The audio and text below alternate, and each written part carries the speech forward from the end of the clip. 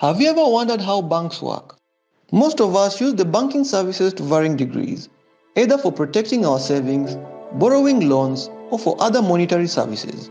But do we actually know how banks operate or make money?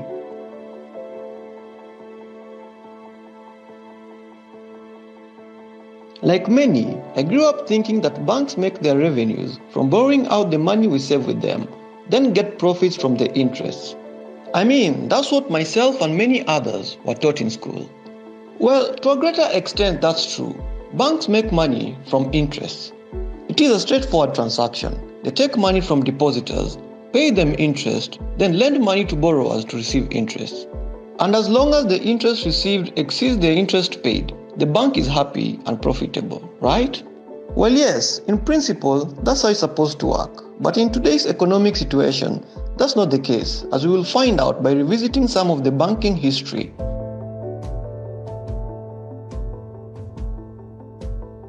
Banking is one of the oldest businesses. Historically, banks will maintain sufficient reserves in the form of cash, gold, silver, or bronze, and give depositors their money on request. This happened until there was an increasing need to grow the economy by increasing spending power. That need gave birth to the fractional reserve banking.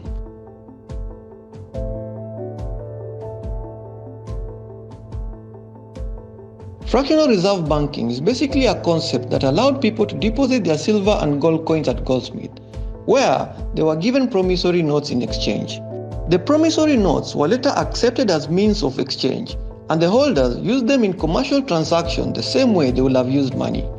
The system was based on the premise that people who save their coins do so because they don't want to spend it all at once. And so, with that in mind, fractional reserve banking allowed banks to only maintain a fraction of deposits in their reserves.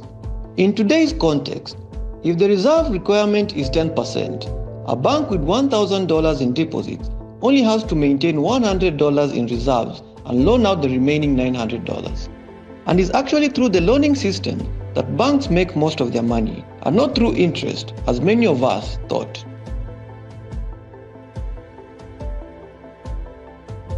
Have you ever wondered why banks want you to borrow money and why they invest a lot of their revenues in loans and credit advertisements? Banks create new money whenever they make loans. Actually, 97% of the money in the economy today exists as bank deposits, while only 3% is physical cash. Well, the reason is, most of the money in our economy is created by banks, in the form of bank deposit, which are the numbers that appear in your account. The money that banks create isn't the paper money that bears the logo of the government. It is the electronic deposit money that flashes up on the screen when you check your balance at an ATM machine. Banks create money through the accounting they use when they make loans. The numbers that you see when you are checking your balance are just accounting entries in the bank's computers. These numbers are a liability or IOU from your bank to you. So, by creating these electronic IOUs, banks can effectively create a substitute for money. By using your debit card or internet banking, you can spend these IOUs as though they were the same as a £10 note, just the same way as people used promissory notes back in the past. Let's see how that works. Say Oli gets an inheritance of $10,000 from his father. He then decides to start a business and stores the money in his bank. We will call his bank Ital Bank. If Ital Bank's reserve requirement is 10%, then it only needs to keep $1,000 and can lend out the $9,000 with an aim of collecting interest on the loan. The bank then goes ahead to loan out the $9,000 to James, who had applied for a loan earlier on to buy guitars for his newly formed band. The guitar manufacturing company also banks with Ital Bank and therefore stores the $9,000 they got from James in the bank and hands him his guitars. Ital Bank then keeps $900 of the guitar company's money and loans out another $8,100 to Loki, who wants to buy some kitchen equipment for his new restaurant. Did you realize that by now, through the influence of fractional reserve banking, the $10,000 Oli deposited just turned into $27,100, almost 3 times the spending power. In the process of that, Oli still has his business capital worth $10,000. James bought his guitars worth $9,000 and Loki bought his kitchen equipment worth $8,100. And that's basically how banks make money. They literally create money from nothing. In our case, $17,100 was created from the $10,000 initially deposited. The upside of this system is that when someone takes out a loan, new money is created. And so, as people borrow more and more, new money comes into the economy. The downside, however, is that with all this extra spending, the newly created money gives the impression that the economy is doing well, which encourages people to borrow even more. And so, as the debt goes up, so does the amount of money. Also, through this system, banks have increased the amount of money in the economy and as a result pushed up the prices of houses and pretty much priced out an entire generation. Another downside is that for every money created, there is money owed as debt. This is how that happens. Banks create money when people borrow. So for every pound of money in the economy, there will be a pound of debt. If there is 100 pounds in your bank account, then someone else must be 100 pounds in debt.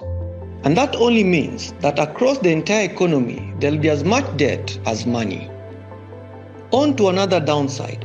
Assume that after doing proper feasibility studies, Oli discovers that he doesn't want to start the business anymore and instead wants to withdraw all his money from the bank. Untitled Bank might not have it, and it may need to call in its loans or take a fresh loan to honor Oli's request. What happens then if, say, many other people also want to get their money out of the bank? In that case then, the bank may need to get assistance from the central bank, who will in turn create money from nothing. And this could lead to a whole lot of chaos and troubles like inflation, recession, and debt traps. Many banks are, however, insured these days to prevent that from happening. And so, as a word of advice, next time you deposit your money in a bank account, check whether it is insured. So yeah, that has been a summary of how banks make money. If you like this video, you may also fancy my video on inflation and the one I made about central banks making money out of nothing. The links to them are in the description. And with that, my name is Mhandisi Ian. I make videos on topics like economics, engineering, power, and pretty much many more random stuff. And if they happen to be your cup of tea, then I really urge you to subscribe, like, and share with your friends. And until next time, bye-bye.